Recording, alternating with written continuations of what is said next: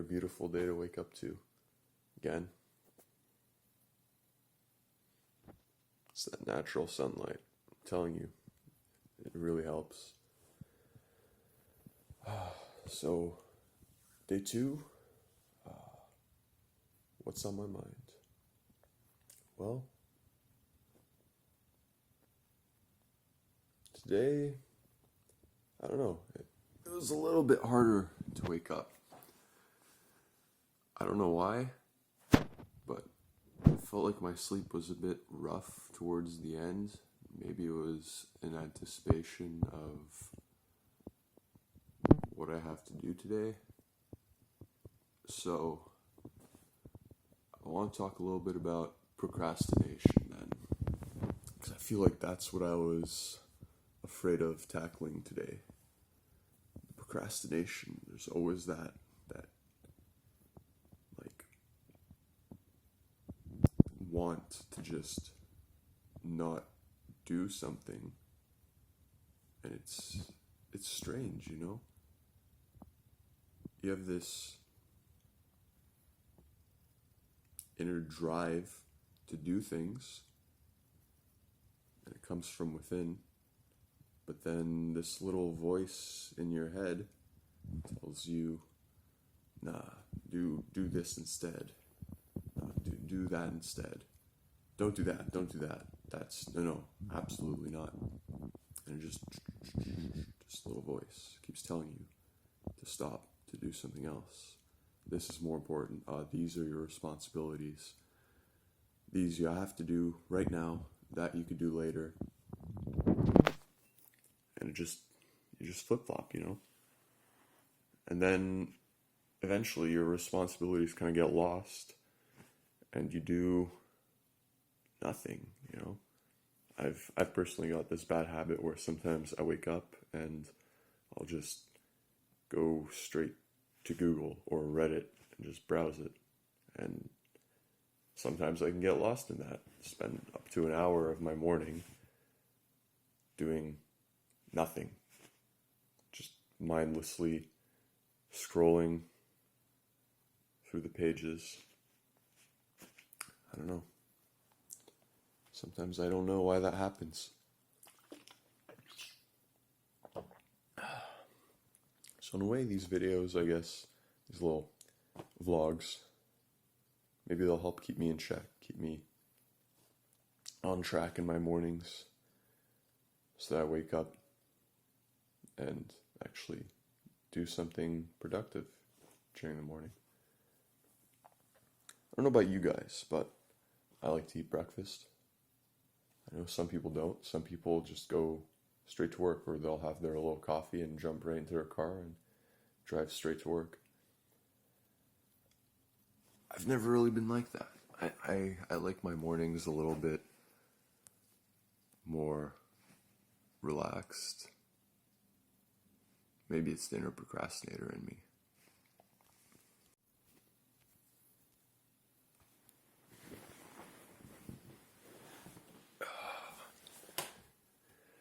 Yeah, getting out of bed.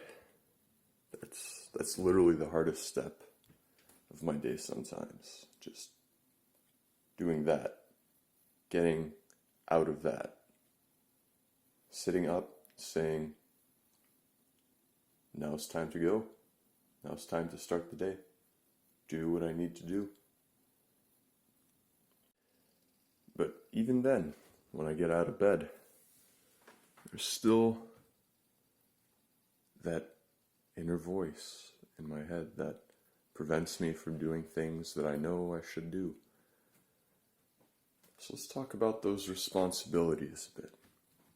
Sometimes, maybe it's a good thing to take a step back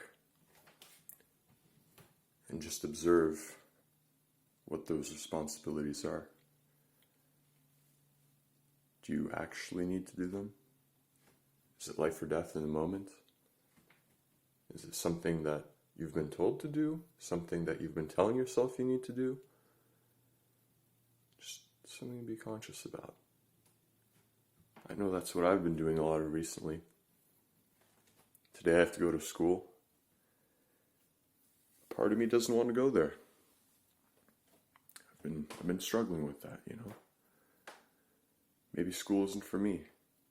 Maybe it's just that stupid procrastinator in me that I need to fight against, force through it. I don't know. I'm still on that journey, searching what's right, what's wrong. Maybe there's stuff in between. It could be right or wrong depending on how you approach the situation and how you deal with it. Sometimes it's pretty confusing, but definitely the hardest part is usually getting up in the morning. It's probably hard for everyone. I mean, I hear stories all the time from friends, from work colleagues, from my parents. Getting up is hard. I don't want to get up in the morning. Sometimes the alarm clock, I just keep smashing that stop button, or whatever that other button is, the one where, you know, it's escaping my mind right now, but the one where the alarm just kind of gets put off for 5 minutes. I never understood that. Never got it. Well, why not just cancel the alarm entirely? Or, like, I don't know. Inner procrastinators procrastinate on waking up that alarm. Another reason why greatest alarm you'll ever need. Just wake up to the light. That's how we were made to wake up. And have a little bit of water next to you. Because I don't know about you, but I always feel a bit dehydrated after 8-9 hours sleep. Maybe some people don't have that problem, because I know some people only sleep like 5 or 6 hours a night. Which also might explain why it's so hard for them to wake up in the morning as well, because they're probably sleep deprived. And why? Why do we do this to ourselves? Why do we subject ourselves to these alarms we don't want to wake up to? Why do we not get enough sleep because something else is more important? Low voice tells us what to do. Sometimes it's wrong. I don't know. Think about it. Like I said, just be conscious of it. Take a step back, listen to that voice, and think about what it has to say. Maybe it's right. Sometimes the voice tells me, hey, Chris, go to school. Just finish it. Grind it out. Do it. Today's going to be a good day. And usually it's right. Usually the hardest part is just that first step. Just like getting out of bed, the hardest step is just getting to school.